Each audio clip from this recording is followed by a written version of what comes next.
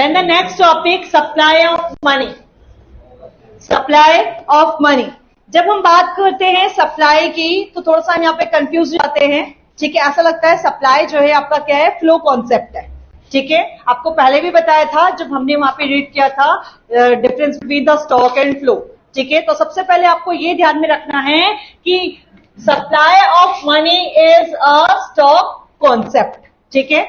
उस समय भी आपको क्लियर किया था, लेकिन अब जो है बहुत ज्यादा आपको यहाँ पे क्लियर हो जाएगा कि why it is a stock concept, ठीक है। तो हमने क्या कहा कि supply of money is a stock concept. It refers to a total stock of money of all types, means all kinds of money held by the people of a country at a point of time, because here we are talking about the point of time, ठीक है। एक point of time में जितना भी पैसा जो है as an stock के रूप में है ना, ठीक है। इसीलिए क्या है, सप्लाई ऑफ मनी जो होता है आपका वो स्टॉक कॉन्सेप्ट होता है। बहुत ज्यादा इंपॉर्टेंट क्वेश्चन है, बाद में हम लोग इसको कंफ्यूज कर देते हैं, ठीक है। तो यहाँ पे ध्यान में रखना है कि supply of money is a stock concept. क्यों स्टॉक कॉन्सेप्ट है?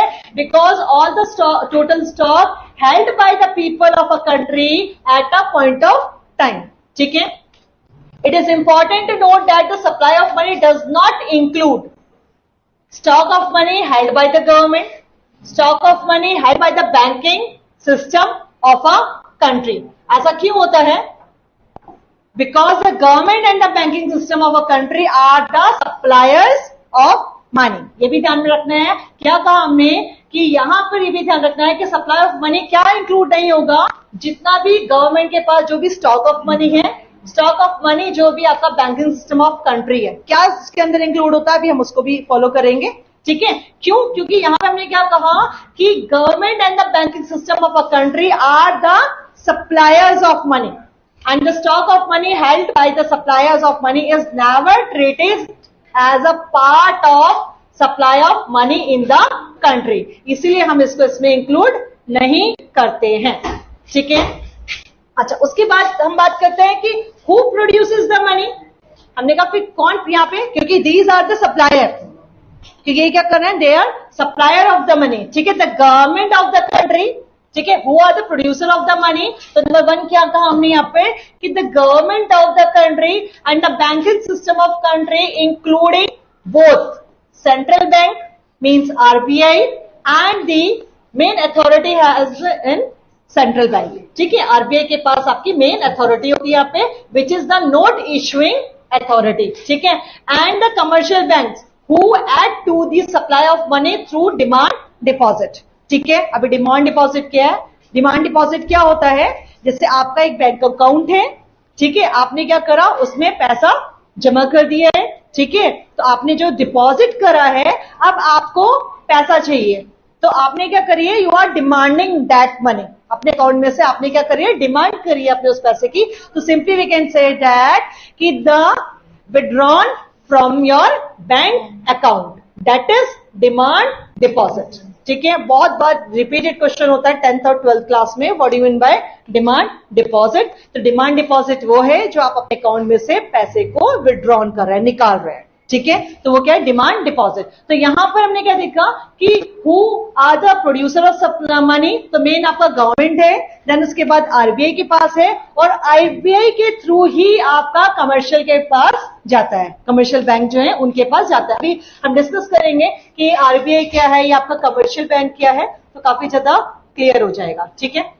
अच्छा, अभी हमने कहा कि मनी जो है आपकी एक तो सप्लाई है, ठीक है, आपका जो है यहाँ स्टॉक कॉन्सेप्ट है, मनी सप्लाई जो आपका स्टॉक कॉन्सेप्ट है, और इसके अंदर क्या इंक्लूड होता है, कैसे कहा कि हमने ये स्टॉक कॉन्सेप्ट है, ठीक है।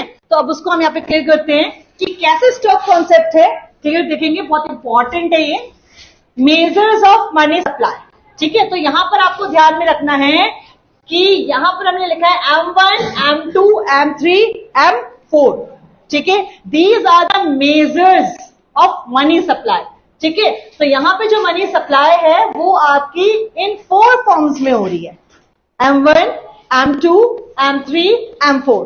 हमारे कोर्स में ओनली M1 है, ठीक है, हमारे कोर्स में सिर्फ M1 है, तो आपको M1 पूरा लर्न यहाँ पे करना है, समझना है उसको, ठीक है।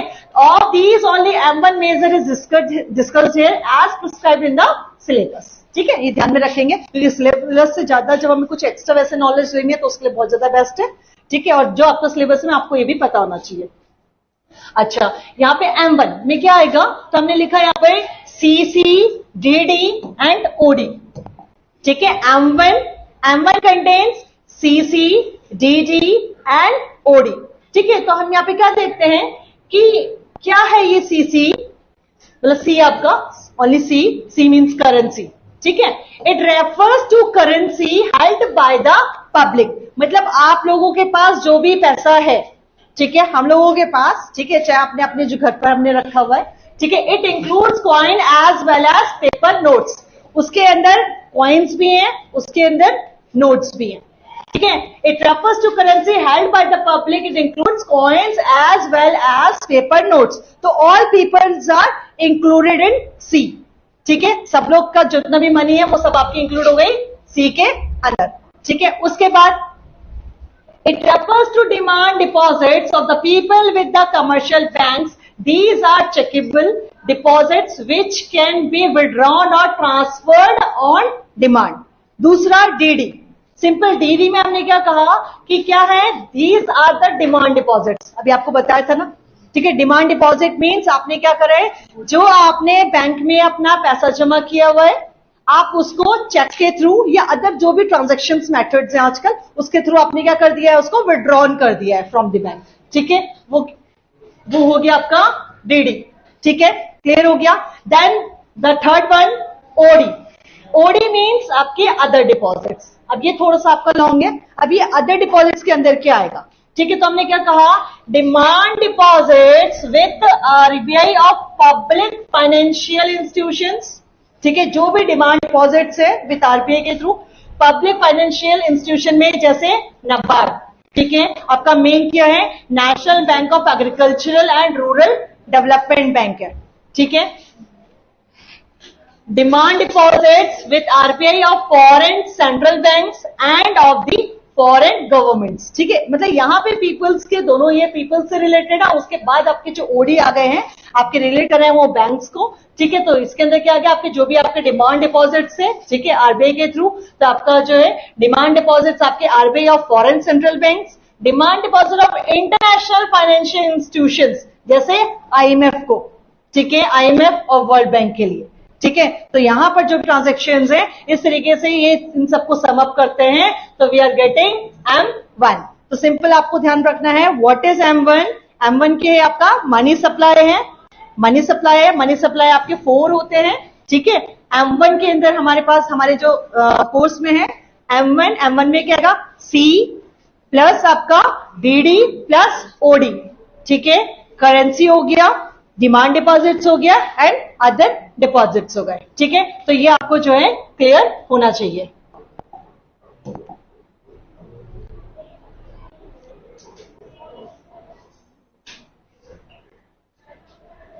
देखिए, ये अभी हमने जो ऊपर पढ़ा उसी को जो है एक फ्लो चार्ट में देख सकते हैं हम। Currency with the public, demand deposits of the people with the commercial bank, ठीक है, and other deposit with reserve bank. बता दिया आपको कि डिमांड डिपॉजिट आपके with reserve bank of public financial institutions like NABARD, demand deposit with reserve bank of foreign central banks and government, demand deposit of international financial institution like MF and world bank, ठीक है। तो money supply बहुत ज्यादा important है और आप लोगों को फ्लो चार्ट जो है पूरा लर्न होना चाहिए, आपको पता होना चाहिए कि M1 के अंदर क्या क्या चीजें इंक्लूड होंगी।